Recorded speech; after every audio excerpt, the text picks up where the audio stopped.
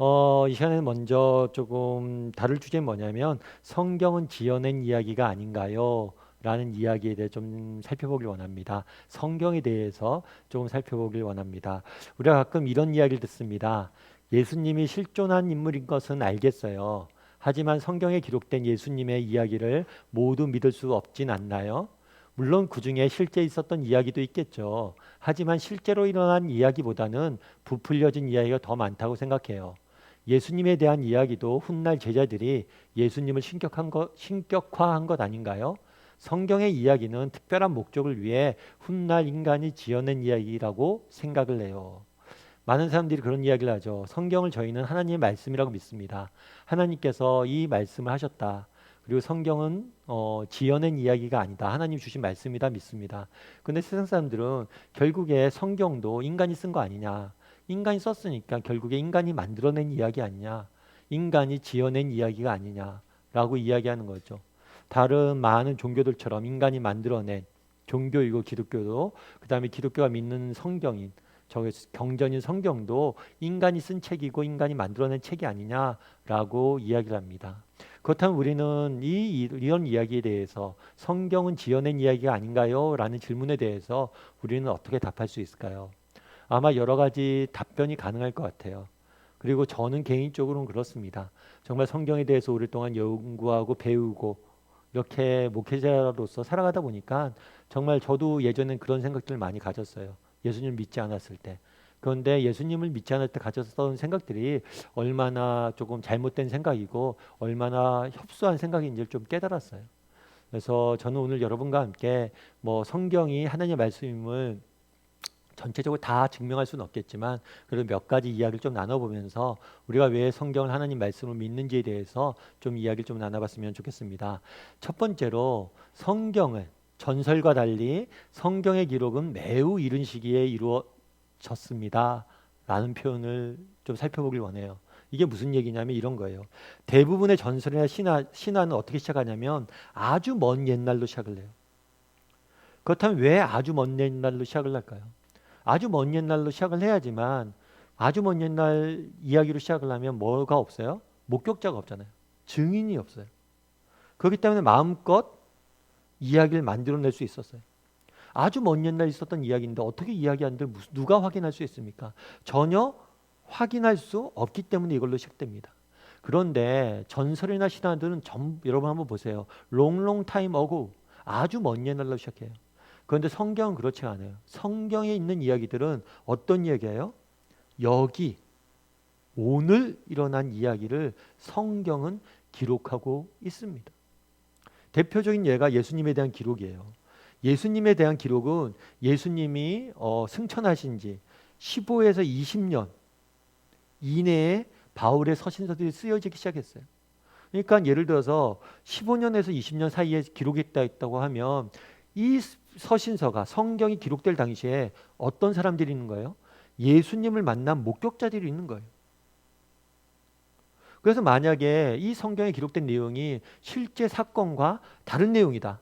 그럼 이 목격자들이 뭐라고 이야기할 수 있는 거예요? 아니다. 그거 거짓말이다. 이야기할 수 있는 거예요. 예를 들면 그런 거죠. 예수님께서 5천 명을 먹이셨다. 그러면 그 5천 명 그 떡을 먹었던 사람들이 있을 거 아니에요. 10,000명이 있을 거 아니에요. 그 사람들이 살아 있어요. 그런데 예수님이 5천 명을 먹이신 사건을 거짓말로 지어낼 수 있을까요? 못 지어내는 거예요. 왜요? 10,000명의 동의를 받아야 돼요. 그리고 10,000명이 입을 맞춘다는 건 거의 불가능합니다. 우리가 가끔 그런 이야기를 많이 하죠.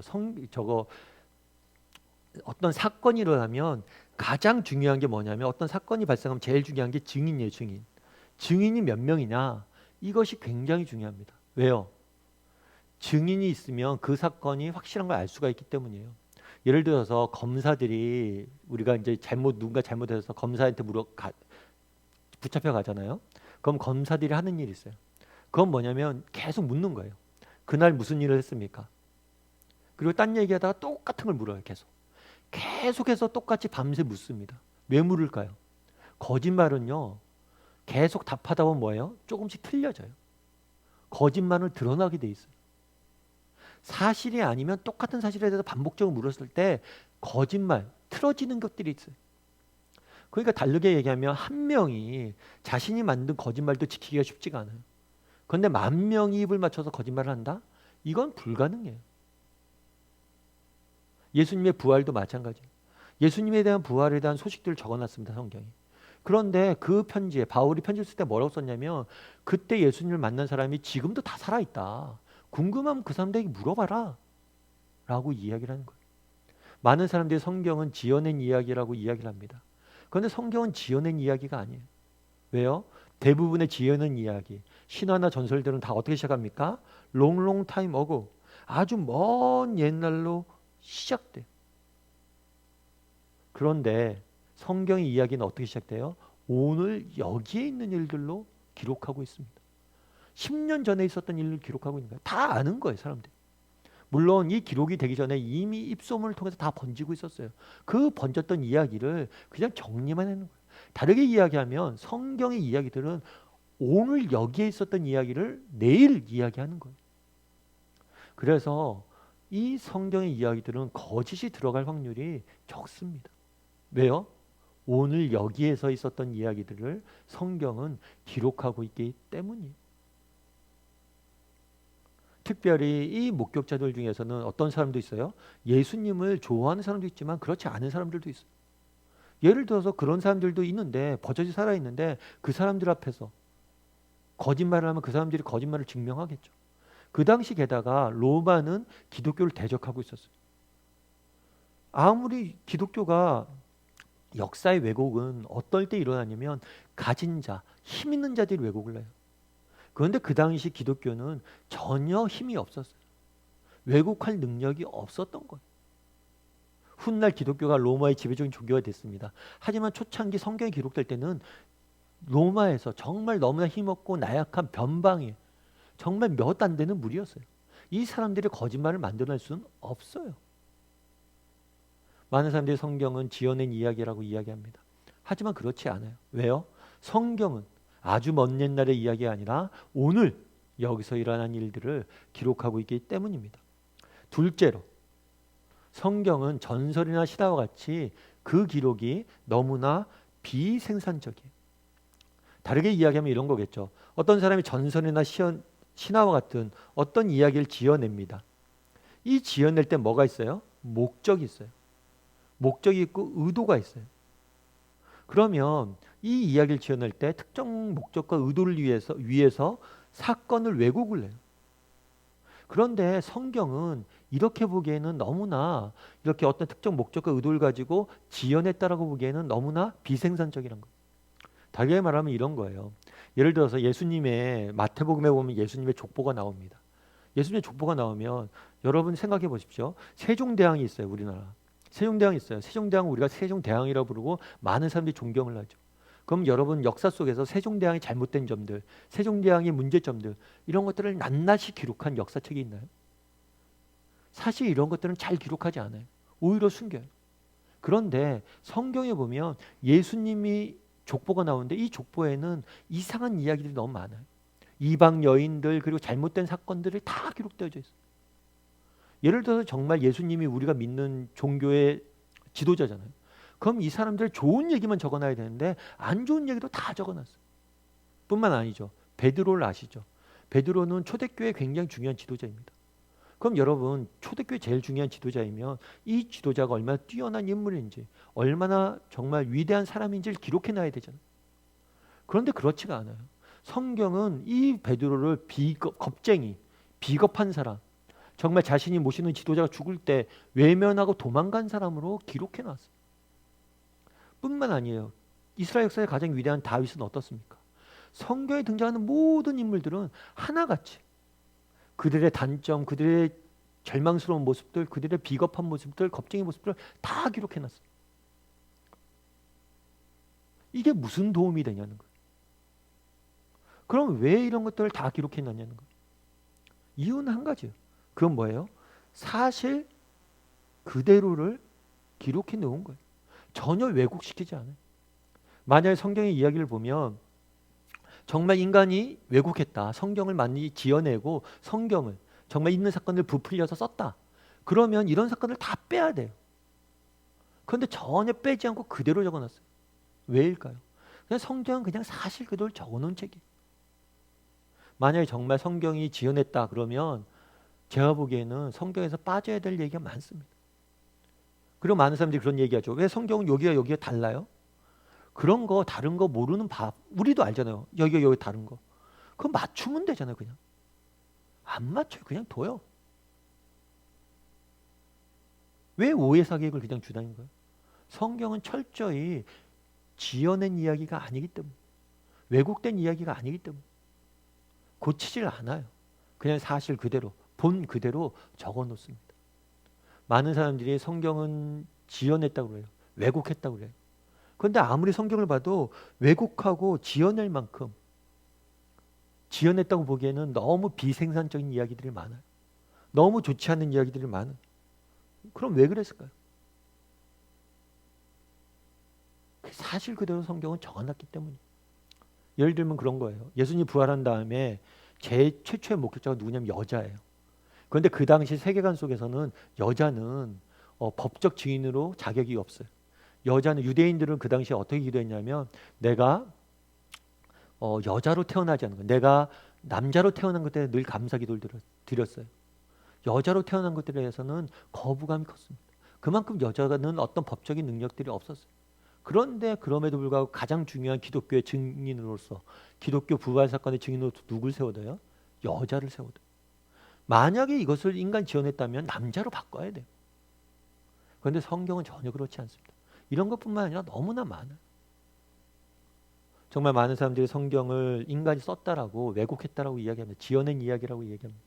그런데 지어낸 이야기로 하기에는 성경은 너무 비생산적이에요. 왜 그럼 이렇게 됐을까요? 성경은 그냥 사실 그대로 적어놓은 책이기 때문이에요.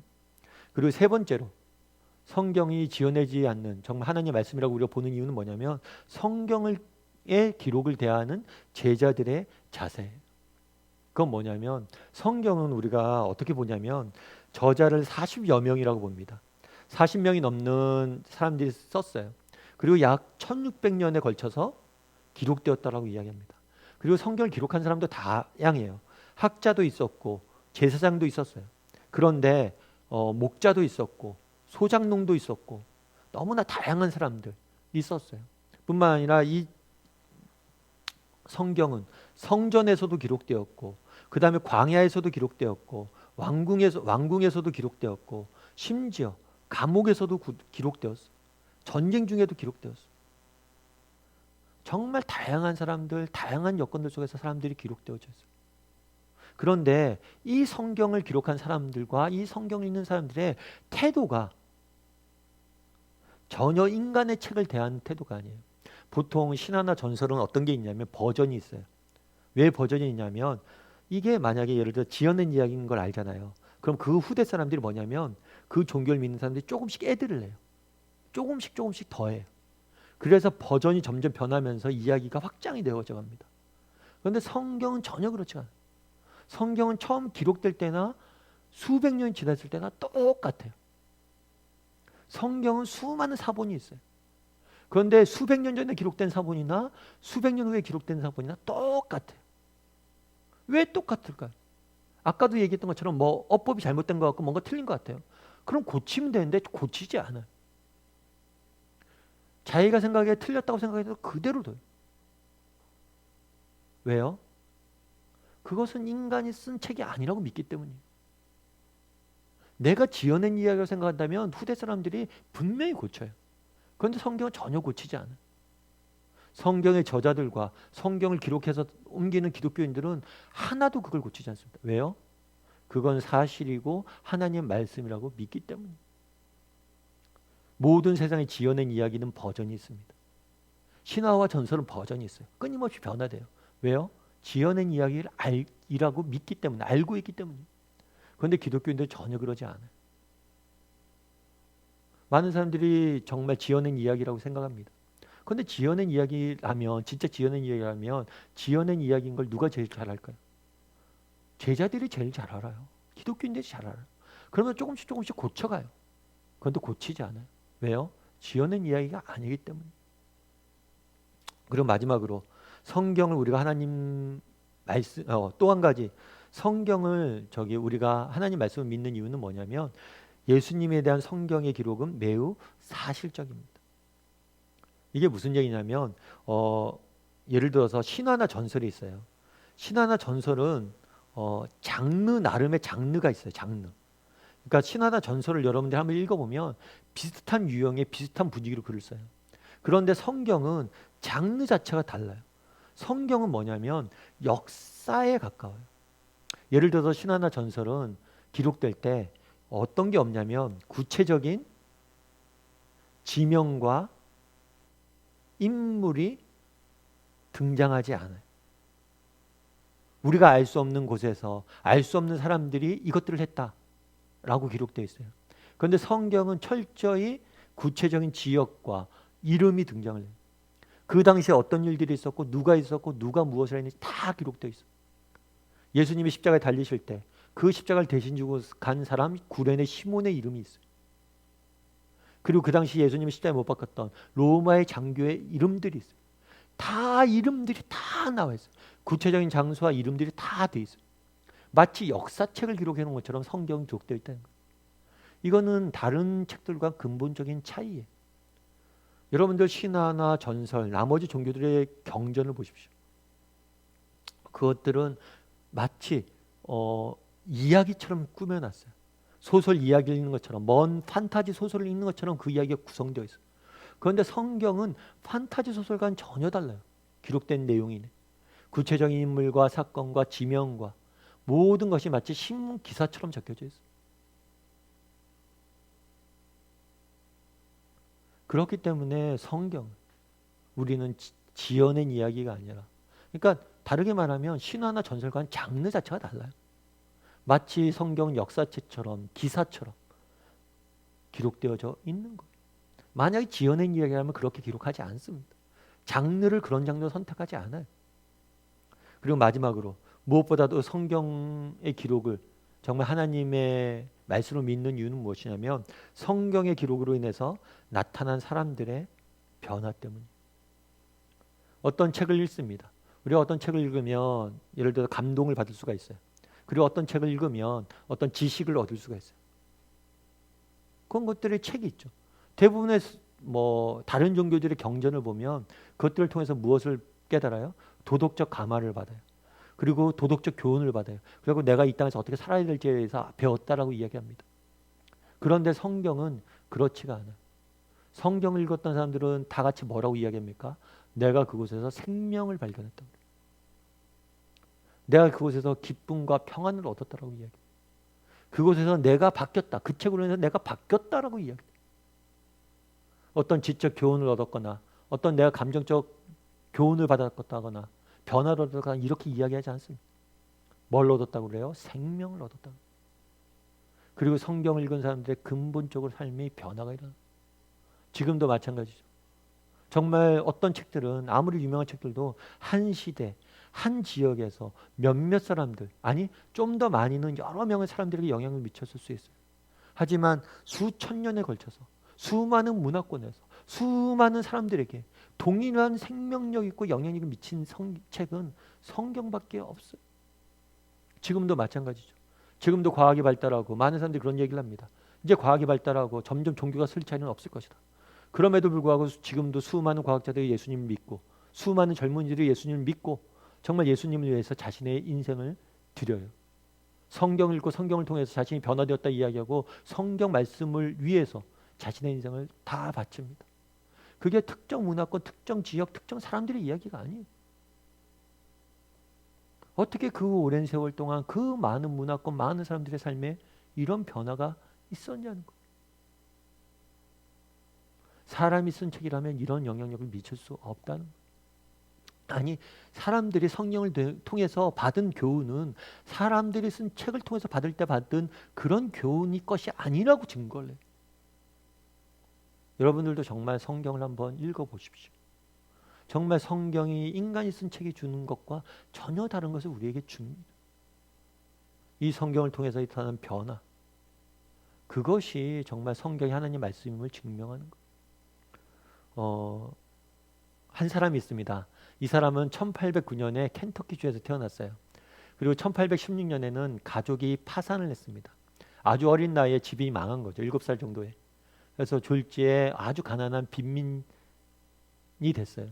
그리고 1818년 2년 뒤에 가족이 파산한 다음에 아버지 사업이 망한 다음엔 어머님이 돌아가셨어요. 그리고 이 사람이 청년이 돼서 다시 사업을 시작을 했어요. 그런데 사업이 망했어요. 그리고 1832년에는 주위의 선거를 나갔다가 낙선을 했습니다. 그리고 33년에는 친구에게 돈을 빌려 다시 사업을 시작했는데 그것도 망했어요. 그리고 34년에는 약혼녀가 사망을 했어요. 그리고 36년에는 본인 스스로가 신경쇠약에 걸려서 입원을 했습니다. 그렇겠죠. 본인이라면 안 걸리겠습니까?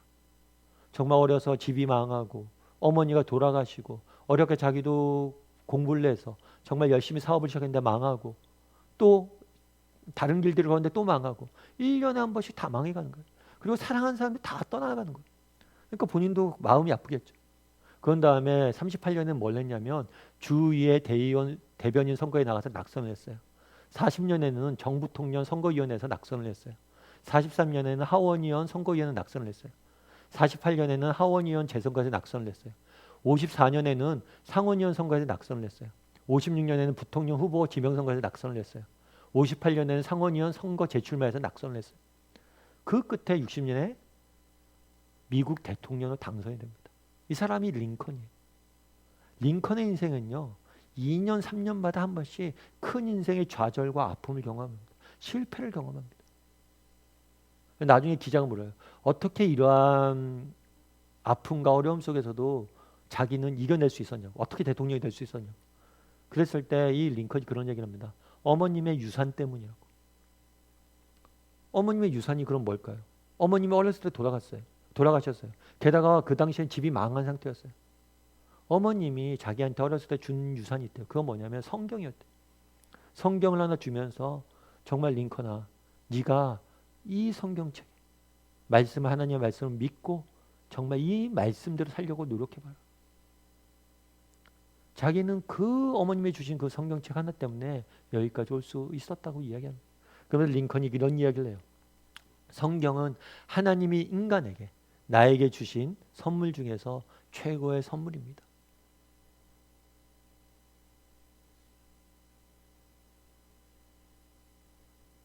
앞서 이야기했죠. 정말 인간이 쓴 책, 성경을 읽은 사람들 한결같이 이야기해요. 이것은 인간이 쓴 책이 아니다. 하나님이 내게 주신 선물이다. 사람들은 성경은 인간이 지어낸 이야기라고 합니다. 그런데 그렇지가 않아요. 왜요? 성경은 아주 먼 옛날 이야기가 아니라 오늘 여기서 일어난 이야기를 다루고 있기 때문입니다. 뿐만 아니라 성경은 그 내용이 너무 비생산적이에요. 정말 지어낸 이야기고 왜곡된 이야기라면 다 뺐어야 될 이야기도 다 가감없이 담고 있어요. 왜요? 사실을 기록한 책이기 때문이에요. 뿐만 아니라 성경의 이야기들은 정말 너무나 사실적으로 묘사되어 있어요. 뿐만 아니라 이 성경을 대하는 제자들과 사람들의 태도는 자신이 지어낸 책이라고 생각하지 않아요. 인간이 지어낸 책이라고 생각한다면 고치죠. 고치지 않아요. 심지어 틀려 보이는 것도 고치지 않습니다. 그리고 마지막으로 성경은 정말 인간의 책에서 도저히 줄 수 없는 그러한 변화와 은혜를 맛봤다라고 이야기를 합니다. 그래서 우리는 성경이 하나님이 주신 하나님의 말씀을 믿는 거예요. 정말 우리 중에서는 아직도 성경이 하나님의 말씀인지 믿지 어려운 사람들이 있을 수 있습니다. 그런 사람 정말 한번 읽어보세요. 정말 그런 이야기를 하나님이 내게 주신 가장 좋은 선물이다. 한번 읽어보세요. 그러면 이 말이 무슨 말인지 알 겁니다. 바라기는 우리 다음의 식구들도 정말 성경을 통해서 이러한 은혜를 맛봤으면 좋겠어요. 링컨이 이야기했던 것처럼 정말 하나님이 우리에게 주신 가장 중요한 선물은 뭐예요? 성경이에요. 그리고 링컨이 그랬던 것처럼 한번 살아보세요. 이 성경을 붙잡고 그러면 어떤 그 성경이 우리의 삶 가운데 일하시는지 정말 링컨의 삶을 보십시오. 정말 인생이 우리가 평생 한 번도 겪을까 말까 한 어려움과 낙심과 절망스러운 상황을 2년에 한 번씩 경험했어요. 그럼에도 불구하고 성경을 붙잡고 이겨내잖아요. 우리도 그런 은혜가 있는 우리 다음의 식구들이 되기를 주님의 이름으로 소원합니다.